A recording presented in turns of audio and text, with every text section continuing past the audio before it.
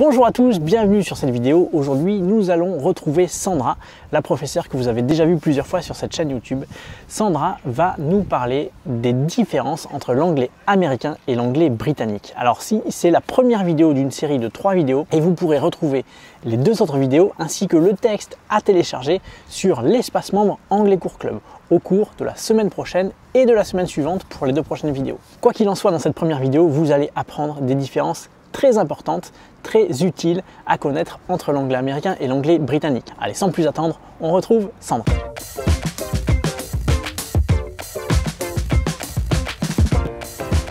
Bonjour à toutes et à tous. Alors aujourd'hui, je vous propose un voyage linguistique sur le continent américain. Alors pourquoi c'est important de considérer cet autre continent où on parle anglais? Tout simplement parce que sur ce continent-là, on parle notre anglais. Alors Oscar Wilde disait « Les Anglais et les Américains ont tout en commun, sauf leur langue ». Donc ça montre à quel point il y a une différence majeure entre ces deux Anglais.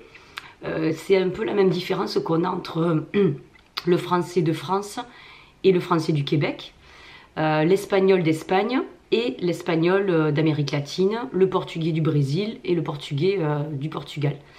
Ce sont des langues qui ont évolué sur des continents différents, donc il y a eu des influences différentes.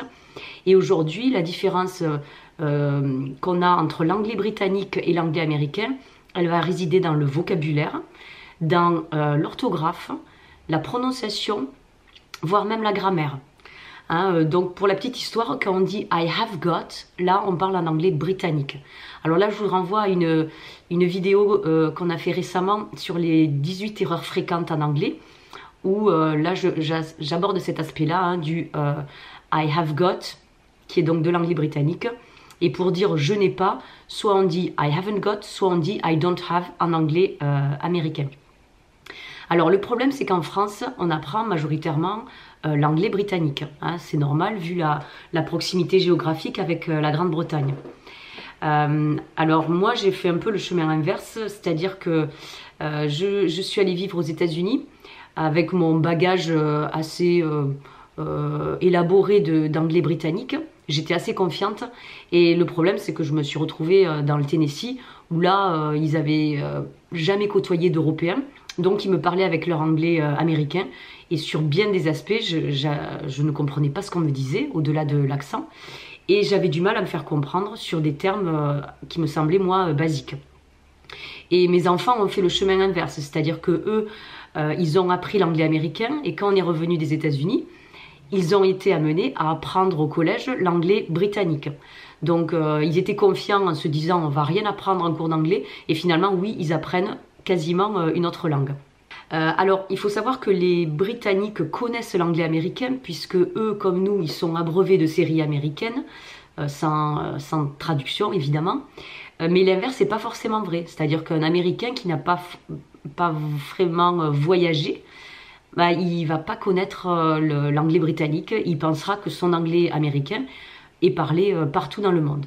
Alors, ce que je vous propose là, c'est de faire une vidéo en 3 parties. Donc là, on va faire la première vidéo sur le début du vocabulaire, donc la différence entre l'anglais britannique et l'anglais américain sur l'aspect vocabulaire.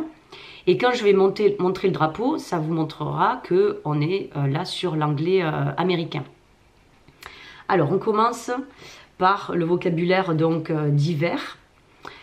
Mon Dieu, on va dire good Lord en anglais britannique et oh my God ou voire même oh my gosh en anglais américain. C'est très bien, c'est très bon. Oh, it's brilliant, it's brilliant, it's awesome. Tu rigoles ou quoi? Are you joking? Are you kidding? Are you kidding me? Le téléphone portable, mobile phone, cell phone, le diminutif de cellular. Un film, a film, a movie. La saison automne, autumn, pardon, là on est sur, donc autumn c'est de l'anglais britannique, fall, anglais américain. Pourquoi? C'est la saison où il y a des feuilles qui tombent, fall, tomber. L'addition, la facture au restaurant. The bill, the check. l'entrée, le hors-d'œuvre au restaurant, the starter, the entree. Et attention, en anglais américain, on va dire the appetizer. Alors que le plat principal, le plat de résistance, ça va être main course en anglais britannique et the entree en anglais américain. Donc là, il y a un décalage, vous voyez. Alors, on continue sur le vocabulaire très usuel. Le nom de famille, surname, last name. Les toilettes. Alors ça, grand sujet. Parce que moi, j'ai eu des déconvenus là-bas aux États-Unis quand je parlais de toilets ou loose. Donc en anglais américain, les toilettes, c'est soit bathroom ou plutôt restroom. Et donc dans le lieu public, ça va être men's room ou ladies room. Le zéro, en anglais américain, on dit toujours zero. Alors qu'en anglais britannique, on va employer le terme o, not, nil, selon les cas. La date. En anglais britannique, on va raisonner comme en français, c'est-à-dire qu'on va dire, par exemple, le 8-3-2015, ça va être le 8 mars. Mais pour un Américain, ça va être le 3 août. Hein, puisqu'on va mettre en américain le mois avant. Hein, donc ça, c'est hyper important. Pour des dates exprimées en chiffres de moins de 12, faites attention. Qui est-ce qui vous a écrit la date ? Si c'est un Nord-Américain, il aura mis forcément le mois avant. Le vocabulaire de la ville maintenant. Le centre-ville, city center ou town center, downtown. Le métro, underground, subway. Le cinéma, the movie theater. Le parking, the car park, the parking lot. On continue sur les métiers. Le directeur général, Managing Director, Chief Executive Officer. Et en sigle, ça va donner CEO. Le facteur, the postman, the mailman. Vocabulaire du téléphone. Le numéro vert, free phone, toll-free number. Le symbole dièse, hash sign, pound sign. L'alimentation. La boîte de conserve, tin, can. Les bonbons, sweets, candies. La courgette, courgette, zucchini. Alors là, les zucchini, ça vient d'un mot italien, bien sûr. Et ce sont donc les courgettes telles que nous, on les voit, hein, donc de cette forme-là, de couleur verte. Et vous avez aussi d'autres légumes aux États-Unis qui ont la même forme qu'une courgette, mais qui sont de couleur un peu beurre. Et donc là, on va appeler ça plutôt des squash. Les frites, chips, french fries.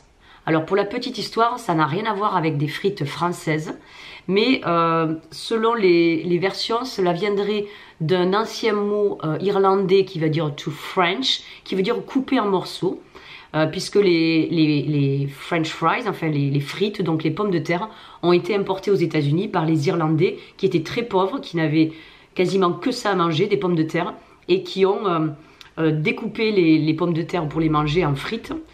Et donc le mot to French, c'est un mot qui vient de l'irlandais, qui veut dire donc couper en morceaux. Voilà, donc je vous laisse là-dessus pour cette première série de vocabulaire donc entre l'anglais britannique et l'anglais américain. Et je vous dis à bientôt pour une autre série de vocabulaire entre ces deux anglais, donc entre ces deux langues. Et par exemple, pour dire bonjour, comment vas-tu, en anglais américain, on va dire hello, hi, how you doing, hein, plutôt que how are you. Allez, je vous dis bye bye and see you soon for your new adventure in American English.